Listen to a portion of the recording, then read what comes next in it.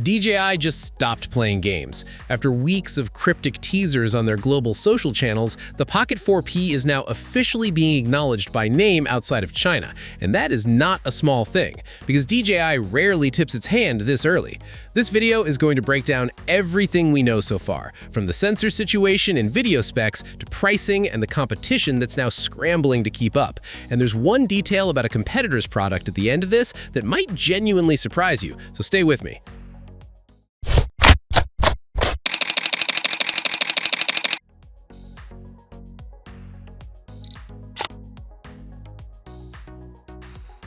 Let's get into what's actually inside this thing. Reports are pointing to an OmniVision-based 50-megapixel main sensor with a spec that sounds almost too good: 17 stops of dynamic range. Yes, that's a claim worth being skeptical about, especially on a pocket gimbal camera, but here's the thing. DJI has consistently punched above its weight class with image processing across the entire Pocket lineup, so even if the real-world number lands a bit lower, we're likely still looking at a meaningful upgrade in highlight recovery and shadow detail. And on top of that, D-Log 2 is now looking like a confirmed addition, which is honestly a bigger deal than the spec sheet makes it sound. For creators who color grade, that's the difference between footage that holds up in post and footage that falls apart the moment you push the shadows.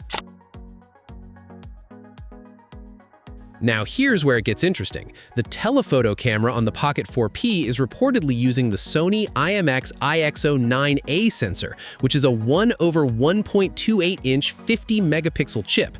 For context, that is a flagship mobile sensor, the kind that typically sits at the center of a high-end smartphone's camera system. Except DJI is dropping it into a dedicated 3x optical zoom lens on a pocket gimbal. That is an unusual move and a genuinely impressive one. Video specs are still floating in leak territory, but current reports suggest 6K at 60 frames per second, 4K at 240 frames per second for slow motion, and 10-bit D-Log 2 recording on both cameras.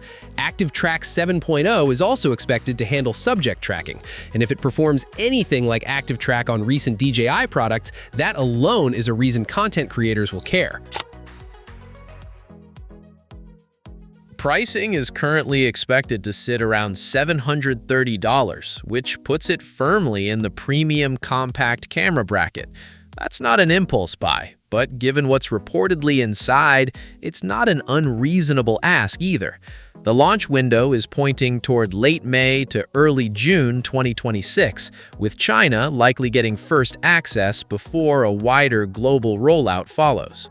While DJI is moving forward, the competition is doing some genuinely creative things. The Insta360 Luna Ultra is coming with a modular design that's unlike anything else in this category.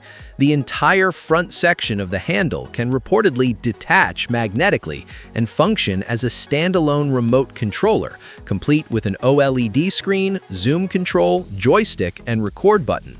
That means you can mount the camera somewhere awkward and still control framing and zoom from a distance with a live preview. That is a real workflow advantage that DJI currently has no answer to. On the other side of things, the Fuyu 2 Pocket 4 is officially confirmed to have dropped its modular camera system entirely, which was the one thing that made the Pocket 3 genuinely exciting. At around €300, it still has a market, but it's now clearly the budget option in a lineup that's gotten a lot more competitive. The Pocket 4 looks like the most capable compact gimbal camera DJI has ever built, and the competition is finally pushing back with ideas that are worth paying attention to. The real question is whether that telephoto setup and D-Log 2 combination actually delivers in real-world use. Drop your thoughts below, and if you want to be here when that answer drops, you know what to do.